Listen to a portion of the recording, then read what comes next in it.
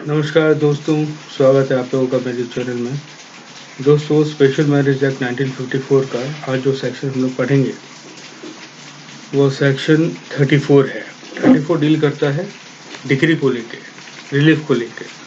तो डाइवोर्स की जो पिटिशन की जाती है वो चाहे चैप्टर 5 के अंदर में हो या चैप्टर 6 के अंदर में हो, तो कोर्ट का काम है रिलीफ देना, ठीक है ना, उसके ऊपर में डिग्री देना।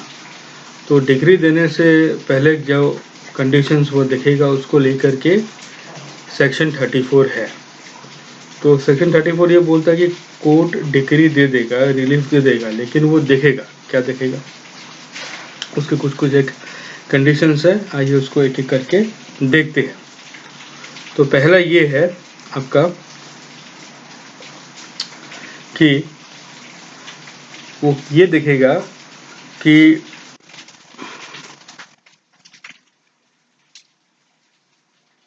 जो रिलीफ है, तो जो रिलीफ है, रिलीफ देने का कोई ग्राउंड एग्जिस्ट करता है कि नहीं करता है। मतलब जिस बेसिस के ऊपर उन्हें पिटीशन फाइल किया गया है वो एक्सेप्टेबल है कि एक्सेप्टेबल नहीं है। पहले तो कोर्ट वो चीज़ दे देगा। अच्छा, दूसरा जो चीज़ है वो ये है, मान लीजिए केस एक्सेप्ट हो गया और चल रहा है, और डाइवोर्स जो मांगा गया है वो मांगा गया है कौन से ग्राउंड के ऊपर में? सेक्शन 27(1)(a) के ग्राउंड में। 1(a) बोलता है कि हस्बैंड या वाइफ कोई भी अपनी इच्छा से शादी रहते हुए किसी और के साथ अगर फिजिकल रिलेशन बनाता है, तो ये अगर ग्राउंड के ऊपर में डाइवोर्स अगर मांगा गया है तो कोर्ट ये देखेगा कि जो पिटिशनर है उसका भी कोई साठ गांठ है क्या, वो भी किसी तरीके से इन्वॉल्व है क्या, है, वो सब चीज कोर्ट देखेगा ये अपने जजमेंट देने से पहले, कि पिटिशनर कितना सही है, पिटिशनर जो बात बोल रहा है वो कितना सही है। ये तो नहीं कि मान लीजिए रेस्पोंडेंट इन्वॉल्व था सेक्सुअल इंटरकोर्स से, लेकिन उसको पिटिशनर को पता था, पिटिशनर की मर्जी से हुआ, ठीक है ना। तो ये सब चीज कोर्ट देखेगा। यही केस हो गया आपका क्रुएल्टी के ऊपर में। क्रुएल्टी के ऊपर भी अगर डाइवोर्स मांगा जाता है तो भी कोर्ट देखेगा कि इसमें पिटिशनर का कोई लेना देना है कि नहीं है, उसकी मर्जी छुपी हुई है कि नहीं है, तो ये कुछ उसको फंसाने की कोशिश कर रहा है कि नहीं कर रहा है, तो ये कोर्ट देखेगा। उसके बाद है कि मान लीजिए कि अगर म्यूचुअल डाइवोर्स लिया जा रहा है, म्यूचुअली अगर लिया जा रहा है, तो कोर्ट ये देखेगा कि जो म्यूचुअल तो डाइवोर्स लिया जा रहा है लेकिन उसमें दोनों की अपनी इच्छा इन्वॉल्व है कि नहीं है। ये तो नहीं है कि फॉल्स चीज बता करके, फ्रॉड करके, मिस रिप्रेजेंटेशन करके, कोएर्सन करके, हैं, ये डाइवोर्स लिया जा रहा है। तो ये कोर्ट देखेगा अगर म्यूचुअल डाइवोर्स है तो।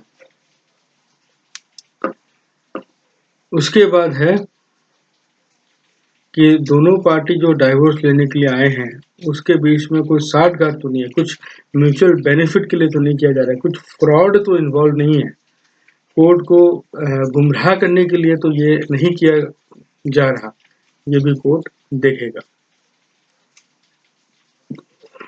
कोर्ट ये भी देखेगा कि जो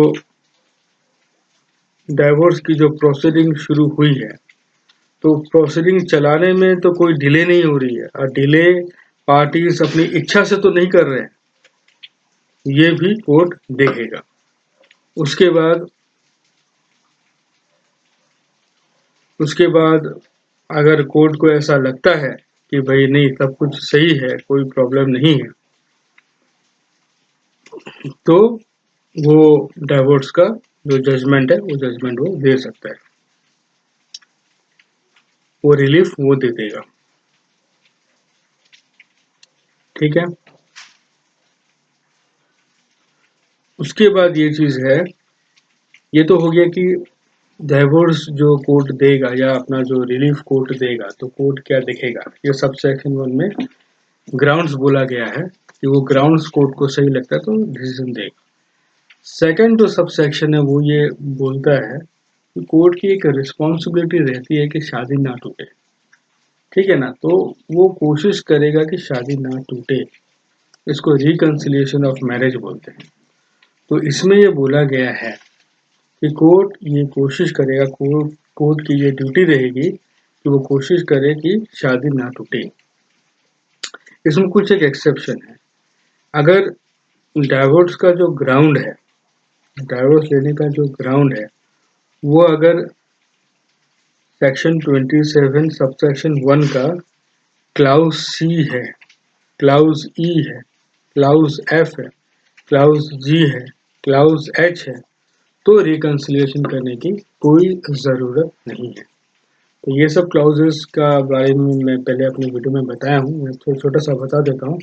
ये सब क्लाउजेस डील करते हैं, मान लो कि रेस्पोंडेंट की कोई सेक्सुअल बीमारी है जो कि छूत की बीमारी है, उसको अगर लेप्रोसी होकर रखी है रेस्पोंडेंट को, ये देखना ज़रूरी है कि लेप्रोसी पेटिशनर से ना हुई हो, लेकिन मान के चलो कि लेप्रोसी अगर हुई हुई है, उसके बाद अगर उसको 7 साल या 7 साल से ज़्यादा की आईपीसी के अंदर में सजा हो जाती है, वो गुमशुदा हो जाता है, 7 साल से ऊपर हो गए, जिसको पता होना चाहिए कि वो कहाँ है, उसको भी पता नहीं है। तो ये सब अगर ग्राउंड है तो रिकंसिलिएशन की कोई ज़रूरत नहीं है, नहीं तो रिकंसिलिएशन करना पड़ेगा। अच्छा, इसमें और एक दी हुई है कि भाई कोर्ट तो मध्यस्थता कर रहा है, अब शादी ना टूटे उसके लिए एक और बेनिफिट पार्टीज को दिया गया है कि पार्टीज को बोला जाएगा कि भाई आप अपना कोई आदमी बताओ जो आपके बीच में मध्यस्थता कर सके जिससे कि शादी ना टूटे, तो दोनों पार्टी जिसकी बात माने। तो अगर वो बता देती है तो कोर्ट क्या करेगी, मैक्सिमम 15 दिन हो सकता, 15 दिन के लिए प्रोसीडिंग को रोक देगी, एडजर्न कर देगी और बोलेगी, वो आदमी को नॉमिनेट कर देगी, भाई तुम मध्यस्थता करो, इस लोग का मैटर को सॉल्व करो। और अगर वो लोग किसी का नाम नहीं दे सकते हैं तो कोर्ट अपनी पसंद के आदमी को नॉमिनेट कर दे, भाई मध्यस्थता करो, इसको रिकंसाइल करो, इस मैटर को ठीक करो जिससे कि दोनों के बीच में शादी ना टूटे। और उसकी जो रिपोर्ट होगी वो भी कोर्ट देखेगी जब कोर्ट जजमेंट देगी तब, ठीक है। डाइवोर्स का जजमेंट देने से पहले जो रिपोर्ट होगा वो रिपोर्ट को भी वो कोर्ट देखेगी। और लास्ट जो पॉइंट है सबसेक्शन जो 4 है वो ये बोलता है कि डाइवोर्स मान लीजिए हो गया तो कोर्ट की एक रिस्पॉन्सिबिलिटी रहेगी कि डाइवोर्स की जो कॉपी है वो कॉपी दोनों पार्टी को दी जाएगी without any fees, free of cost, दोनों पार्टी को दी जाएगी। अच्छा, इसमें एक चीज ये भी बोली गई है कि अगर वॉइड मैरिज होती है, मैरिज जो कि वॉइड है, उसमें भी रिकंसिलिएशन करने की कोई जरूरत नहीं।